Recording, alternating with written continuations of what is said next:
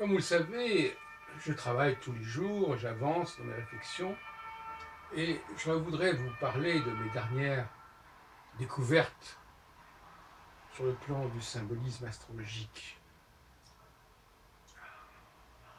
L'autre jour, je parlais de la dialectique de la alpha et de l'oméga que je mettais en rapport avec le printemps et l'automne, si on veut, avec le glyphe du bélier et le glyphe de la balance, que je rapprochais des lettres grecques alpha et oméga. Vous avouerez qu'effectivement, le symbole, le glyphe du bélier ressemble beaucoup à l'alpha et celui de la balance à oméga. Il faut rappeler aussi que la lettre Aleph, qui est la première lettre de l'alphabet hébraïque, et d'ailleurs qui a donné son nom à la première lettre de l'alphabet grec, alpha, signifie la tête du taureau dans le, dans le monde phénicien. Et l'Aleph de l'alphabet phénicien ressemble apparemment en effet à une sorte de tête de taureau, une stylisation de la tête du taureau. Tout à fait la même que l'Aleph de l'alphabet araméen et donc hébraïque. Ce qu'il faudrait comprendre aussi, c'est que le taureau est par définition un animal domestique, le bœuf en tout cas, un animal domestique qui appartient à ce que j'appelle la maisonnée, le bétail. Et je renvoie aux 10 commandements qui parlent de la maison qui comporte les esclaves, le bétail, et peut-être même les femmes d'ailleurs, si on lit le dernier commandement. Tu ne combattras pas la femme de ton voisin, ni ce qui est dans sa maison. Et donc nous avons un mot qui me paraît intéressant, c'est le mot joug, J-O-U-G. Le joug, le joug si on préfère, et on sait que le bœuf doit être équipé du joug pour pouvoir tirer la charrue notamment, puisque c'est une bête de trait, une bête qui traîne. Et à l'opposé du joug, qui d'ailleurs ressemble un peu à une balance par certains côtés. À l'opposé du joug, il y a la balance. Et la balance qui est plutôt un signe, à mon avis, à l'opposé du joug.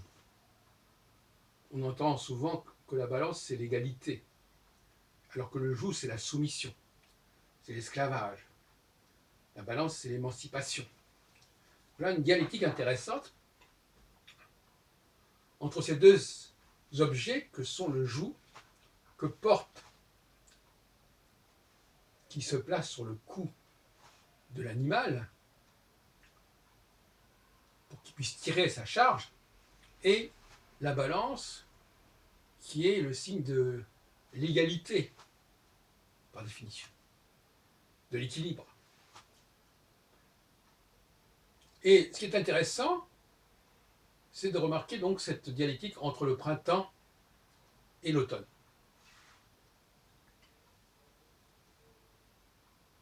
Le printemps solaire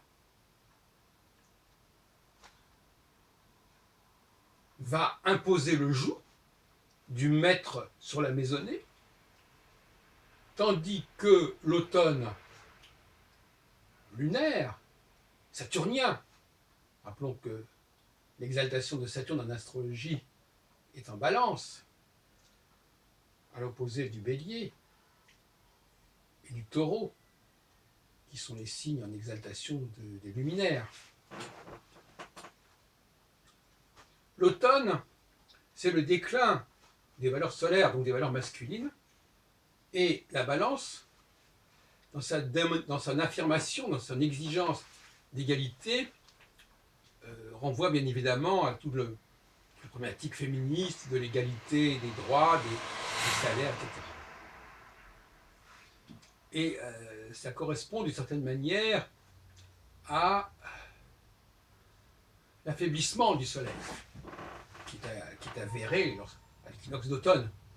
Alors qu'au contraire, à l'équinoxe de printemps, le soleil triomphe de la nuit.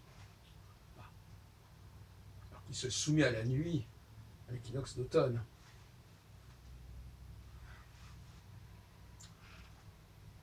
Donc là, nous avons quand même une certaine cohérence symbolique, psychologique, sociologique, qui n'est pas à négliger.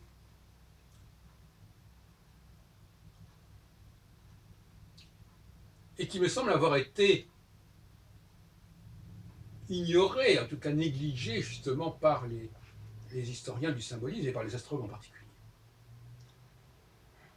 Alors, donc la conjonction, le temps de la conjonction de Saturne avec l'une des 4 étoiles fixes royales, ce qui est le cas actuellement,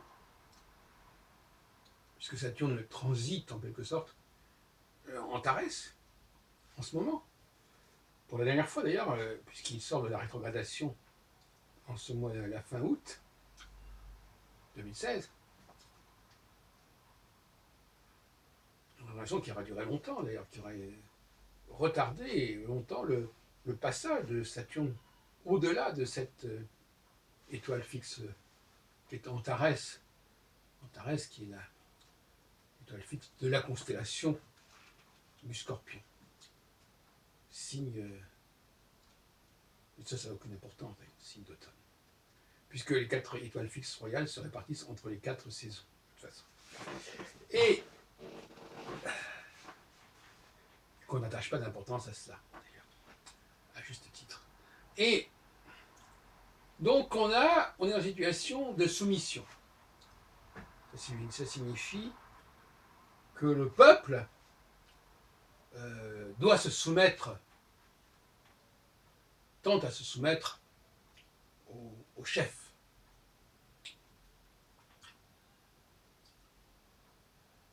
Spontanément, quelque part, instinctivement. Il n'est pas dans une période égalitaire. Et le chef peut profiter de cette période, un peu comme dans l'affaire des vaches grasses et des vaches maigres du songe de Pharaon, pour renforcer son pouvoir.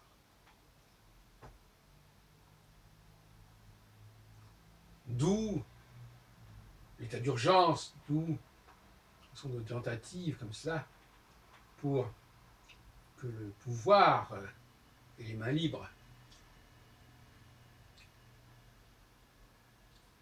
Du fait de l'état de guerre, de l'état d'urgence, etc., etc. Et le maniement donc de certains articles constitutionnels de la Ve République qui permettent au pouvoir d'imposer plus facilement sa volonté, de soumettre le Parlement à sa volonté. Donc on sort de la monarchie parlementaire pour passer à une sorte de monarchie absolue, si on veut. Nous savons que la République est l'établissement d'une monarchie républicaine. Bon. Et c'est une période, comme je l'ai dit dans une précédente vidéo, qui est assez favorable à la soudure, quelque sorte, du couple, où la femme accepte assez volontiers d'être dominée par l'homme en période solaire, en période printanière, équinoxiale, au sens du point vernal. Mais, bien entendu, dans quelques temps, au bout de 3 ans et demi, peut-être moins, elle prendra sa revanche quand elle passera de l'alpha, du joug de l'alpha, à la balance de l'oméga. C'est pour ça que nous appelons maintenant notre astrologie l'astrologie alpha-oméga.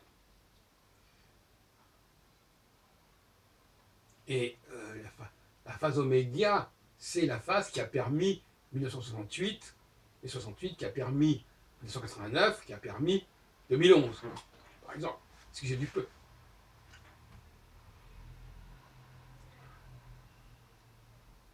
Donc, c'est la phase alpha, c'est la phase du Aleph, c'est la phase du bœuf. Et le bœuf, c'est un animal qui annonce en quelque sorte la technologie moderne. Le bœuf, c'est aussi bien le cheval, à la limite. Le cheval qui... la plus belle conquête de l'homme, qu'on nous dit, qui lui aussi va subir le joug. Et la femme, la maisonnée, doit subir le joug, doit accepter son joug. Alors, pour conclure, quelques réflexions philosophiques, il faut savoir que le système astrologique alpha-oméga organise cette roue qui tourne, en quelque sorte, qui passe de l'alpha à l'oméga et de l'oméga à l'alpha.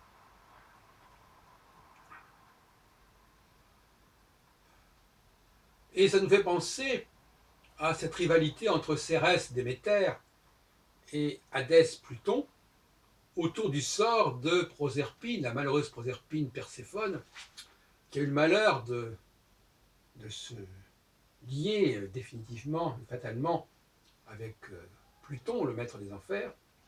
Mais Cérès, sa mère, et également on parle de Corée, fait un chantage en disant, voilà, si vous ne me rendez pas ma fille, je ne ferai plus pousser les plantes. Il n'y aura plus d'agriculture. Cérès qui est aussi représenté par Spica, l'épi de la Vierge. Qui malheureusement, la pauvre Cérès, qui est une des sœurs de Jupiter, Neptune et Pluton, n'a eu droit qu'à un strapontin dans le système solaire, et encore très tardivement, en 1801, lorsque Piazzi a découvert ce petit astéroïde depuis sa Sicile. C'est pour ça d'ailleurs qu'il l'a appelé Cérès. Sinon, peut-être que la pauvre Cérès n'aurait pas été encore dans le lot des planètes des dieux ayant droit à une planète. Bon, je ne vais pas épiloguer là-dessus non plus, mais il est clair que, d'une certaine façon, Proserpine est la planète du taureau. Proserpine Cérès est la planète du taureau, pour moi, comme je l'ai expliqué déjà il y a longtemps, dans les clés pour l'astrologie de 76, face à Pluton, qui est la planète du Scorpion, qui est logique. Scorpion, signe d'automne, Taureau, signe de printemps. Donc l'axe Proserpine-Pluton est un axe très important et qui n'a été exploité par les astronomes et donc par les astrologues à leur suite qu'au 19e et au 20e siècle. C'est-à-dire très tardivement. Donc quand les astrologues nous disent que l'astrologie a beaucoup de choses à voir avec la mythologie, ils se plantent parce que ce n'est vrai globalement que depuis peu de temps.